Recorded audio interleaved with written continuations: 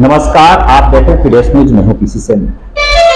आज की इस खास मुलाकात में, खास चर्चा में हमारे साथ हैं अनिल कुमार थोई, जनप्रतिनिधि हैं थोई से। सर, स्वागत है आपका चैनल पे। नमस्कार।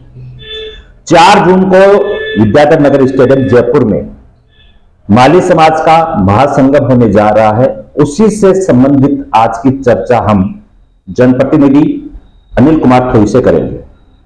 सर, 4 जून को विद्याधर नगर स्टेडियम में माली महासंगम है, उसकी रूपरेखा क्या है, उसकी भूमिका क्या है, उसके बारे में एक बार बताइए। देखिए सर, ऐसा है कि 4 जून 2023 रविवार को जयपुर जो राजधानी क्षेत्र है वहां विद्याधर नगर स्टेडियम में सैनी समाज का महासंगम होने जा रहा है, जिसमें बहुत सारी मांगे हैं सैनी समाज की। उन मांगों को लेकर के ये महासंगम हो रहा है और इसमें एक लगभग आइडिया है कि 5 लाख लोगों के इकट्ठा होने का अनुमान है, जो कि पूरे राजस्थान के जो दूर दराज के क्षेत्र हैं उनसे लोग आएंगे, इकट्ठे होंगे और अपनी जो मांग है, समाज की मांग, उनको उठाएंगे। तो सर, क्या क्या मांगे रखी गई हैं इसमें, इनके बारे में कि 4 जून को जो है संगम है, उसमें मुख्य मांगे क्या क्या है जिनको लेकर चर्चाएं होंगी? मुख्य मांगे ऐसा है सर, जैसे एक तो जैसे कि सैनी समाज के जो पुरोधा हैं महात्मा ज्योतिबा फुले, उन्होंने समाज उत्थान के लिए, नारी उत्थान के लिए और ये कहें कि सर्व समाज के लिए उन्होंने बहुत सारे कार्य किए और उन कार्यों को देखते हुए उनको भारत रत्न दिया जाए। और ज्योतिबा फुले ने जो समाज के लिए कार्य किए वो आज भी प्रेरणास्पद हैं, आज भी प्रभावी हैं और उन्हीं की बदौलत बहुत सारे समाजों ने उनको महात्मा की उपाधि दी थी। तो हमारा जो मांग है, मुख्य मांग एक तो ये है कि फुले दंपति को भारत रत्न दिया जाए और नया जो संसद भवन अभी जो जिनका उद्घाटन प्रधानमंत्री नरेंद्र मोदी करेंगे, उस नए भवन में पुराने भवन के जैसे फुले दंपति की आदमकद जो प्रतिमा है वो स्थापित की जाए, जैसे कि पुराने उसमें संसद भवन में थी, उस तरह से वो की जाए। साथ ही जो मौर्य, शाक्य, सैनी, माली समाज है उसको 12% आरक्षण दिया जाए। ये मुख्य मांगे हमारी उससे माली महासंगम के माध्यम से राज्य सरकार और केंद्र सरकार के बीच में है। तो सारे जानकारी जैसे में है, थोई पंचायत, लोहरवाड़ा पंचायत और रामपुरा पंचायत, इनकी मॉनिटरिंग जो है वो आपके द्वारा की जा रही है। तो इस 4 जून को लेकर इन तीनों पंचायतों में क्या तैयारियां की गई अब तक? किस तरह से आप लोगों को जागरूक कर रहे हो, या फिर मैं कहूं कि 10 जो 4 जून है उसको ले जाने के लिए यहाँ इन 3 पंचायतों पे क्या तैयारियां चल रही हैं? अब तक क्या तैयारियां होगी? आने वाले 3-4 दिन बचे हैं तो उनमें क्या तैयारियां होंगी, उनके बारे में आप बताइए कि क्या आपका फीडबैक रहा। देखिए, ऐसा है कि जो 3 पंचायतें हैं, रामपुरा, लोहरवाड़ा और थोई, उसमें तीनों पंचायतों को मिलाकर के एक संगठन का निर्माण किया गया था, सैनी समाज विकास समिति के नाम से। उसमें 35 सदस्य हैं, कुल 35 सदस्य हैं और 3 आमंत्रित सदस्य हैं। इस तरह से कुल 38 सदस्य उसमें हैं। तो जितने भी जो 38 पदाधिकारी हैं वो अलग अलग जो पंचायतें हैं, जैसे थोई है, रामपुरा है, लोहरवाड़ा है, उन सभी पंचायतों से प्रतिनिधि लिए गए हैं उसमें। वो सभी 38 प्रतिनिधि स्थानीय लोगों को लेकर के और घर घर जाकर के लोगों को पीले चावल दे रहे हैं, लोगों को उससे 4 तारीख की जो सभा है, महासभा है, महासंगम है, उसके लिए आमंत्रित कर रहे हैं और लोगों में भी उत्साह देखने के लिए मिल रहा है। छोटे बच्चे हैं, युवा हैं, विशेषकर महिलाओं में उत्साह देखने के लिए मिल रहा है कि हम भी हमारे समाज के नाम एक दिन जरूर देंगे। और यहाँ तक कि जो व्यापारी हैं और मजदूर संगठन है, उन्होंने भी अपना समर्थन दिया है। उन्होंने भी 4 तारीख के लिए कहा है कि एक दिन हम अपने जितने भी प्रतिष्ठान है, वो भले छोटा प्रतिष्ठान हो, बड़ा प्रतिष्ठान हो, उनकी वो छुट्टी रखेंगे, अवकाश रखेंगे और 4 तारीख को उन्होंने सबने चलने का समर्थन हमारे को दिया है। इसके लिए तैयारियां ये हैं कि हमने जो साधनों की व्यवस्था है वो थोड़ी से की है। 10 52 सीट बसें और 30 छोटी गाड़ियां, इस तरह से हमने 40 साधनों की व्यवस्था की है। 52 सीटर जो बसें हैं उनका अनुमान है कि लगभग 500-550 लोग उसमें उनमें होंगे और 150-200 लोग जो छोटे साधन है, निजी वाहन है, उनमें होंगे। इस तरह से 700-800 लोगों का लक्ष्य है हमारे यहाँ से, क्योंकि बहुसंख्यक समाज है यहाँ सैनिक समाज, तो स्वाभाविक सी बात है कि उसमें अधिक से अधिक हमारी भागीदारी हो, इसलिए पूरा प्रयास जारी है। साथ ही हमने भोजन व्यवस्था भी की है लोगों के लिए। गर्मी का मौसम है तो पानी की व्यवस्था भी की है। तो जैसे ही लोग आएंगे तो अलग अलग जगह पर बसों की व्यवस्था हमने की है। जैसे आप कहें कि उधर बालाजी नगर की तरफ से 2 बसें लगेंगी, थोई में 2 बसें लगेंगी, रामपुरा में लगेंगी, इधर बागुरी ढाणी है, बड़ी ढाणी है, इनमें अलग अलग जगह बसों का हमने निर्धारण किया है, जिसके लिए कि लोगों को दूरभाष के माध्यम से, व्हाट्सएप ग्रुप के माध्यम से या कॉल करके उनको सूचना दे दी जाएगी। उसमें हमने खाने के जो पैकेट्स हैं वो लगभग 1000 पैकेट्स हमने तैयार करवाने की व्यवस्था कर रखी है। सभी जो समिति के सदस्य हैं, हमारे जो समिति के अध्यक्ष हैं और संरक्षक हैं, बहुत ही एक्टिव हैं।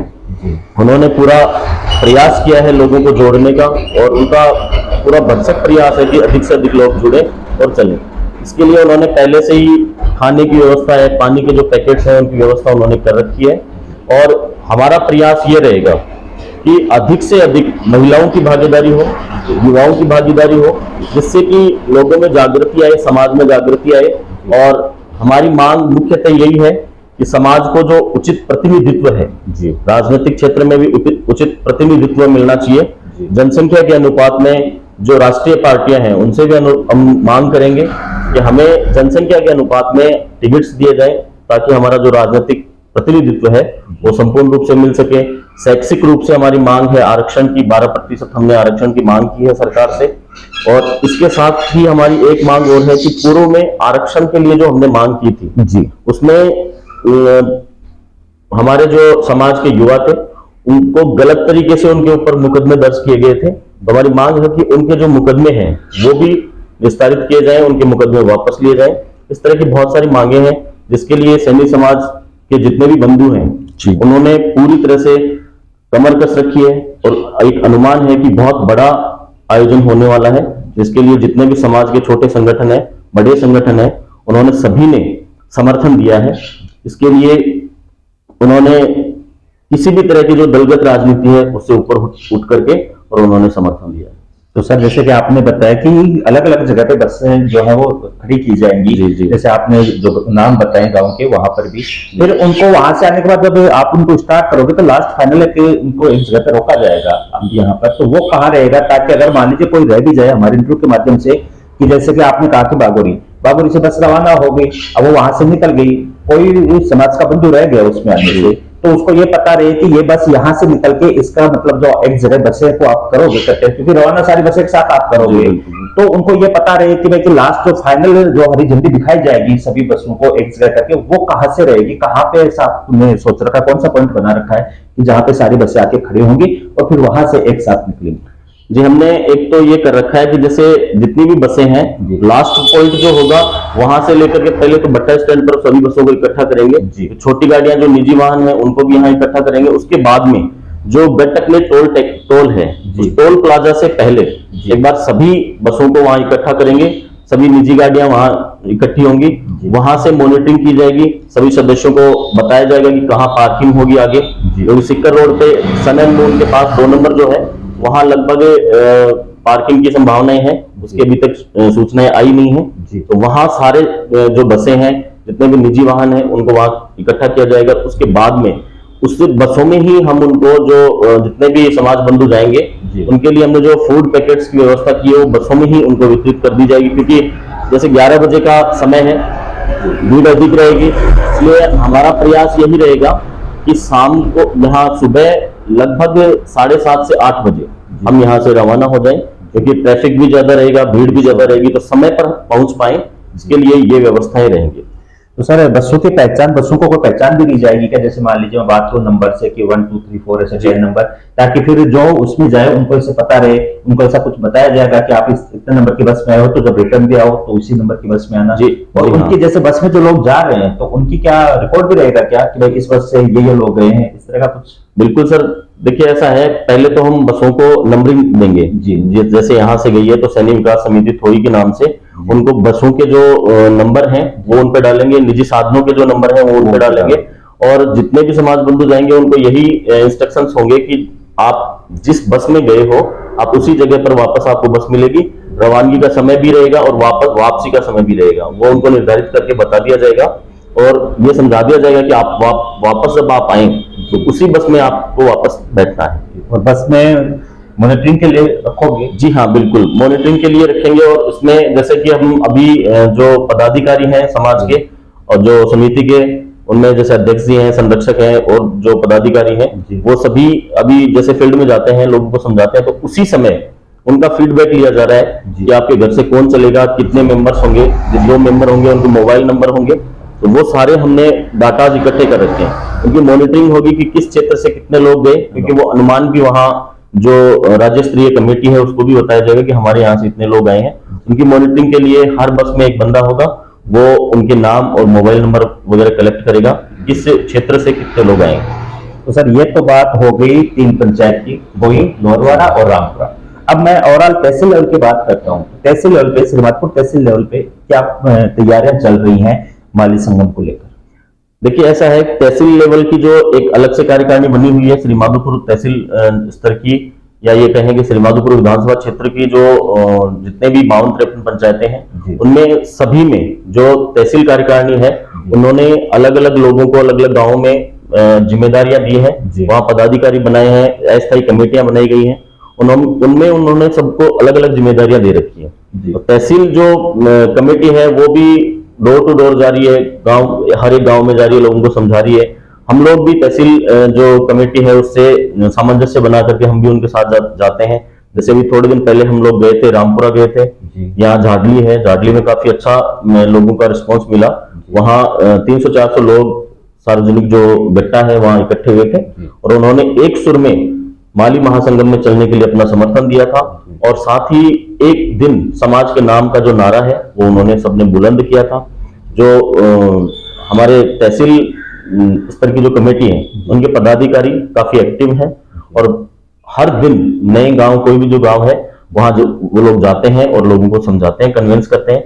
जो ग्रामीण हैं उनको समझाते हैं, जो बुजुर्ग हैं उनको समझाते हैं, युवाओं को सोशल मीडिया के माध्यम से प्रेरित कर रहे हैं और युवा स्वयं प्रेरित होकर के भी, और काफी ज्यादा उनमें जो जोश है वो देखने के लिए मिल रहा है। जैसे कि हम लोग आसपास के बहुत सारे गांव में गए, हमारे पदाधिकारी हैं कमेटी के, जो थोड़ी विकास समिति है उसके जो पदाधिकारी हैं, उनके साथ भी मैं बहुत सारी मीटिंगें मैंने अटेंड की हैं। तो उनमें लोगों का जो उत्साह है, मैंने मेरे जीवन में इतना बड़ा उत्साह कभी देखा नहीं।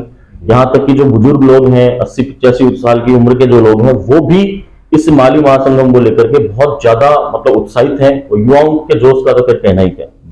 तो सर जैसे कि आप पीले चावल बांट रहे हो, आपने बताया भी कि पीले चावल बांटना आपने शुरू कर दिया, डोर टू डोर जाके आप पूरी उनका रिकॉर्ड बना रहे हो। तो अब तक क्या महिलाओं का क्या रुझान रहा है? कितनी क्या महिलाएं की संख्या आपको लगती है कि टोटल 4 जून को आपके 3 पंचायतों की बात कर रहा हूँ, कितनी क्या महिलाओं की संख्या हो सकती है? देखिए ऐसा है कि अभी जिस तरह से महिलाओं में, जो बालिकाओं में और उनमें जो उत्साह देखने को मिला है, इसमें हमने जैसे टारगेट अभी तक ये कर रखा है कि लगभग 2 बसें महिलाओं के लिए आरक्षित रहेंगी, जिनमें केवल महिलाएं होंगी। और एक लगभग आइडिया है कि 5 से 7 निजी गाड़ियां हैं, जो 7 सीटर गाड़ियां हैं, उनमें भी महिलाएं अधिक से अधिक भाग लेंगी, ऐसा एक हमारा अनुमान है।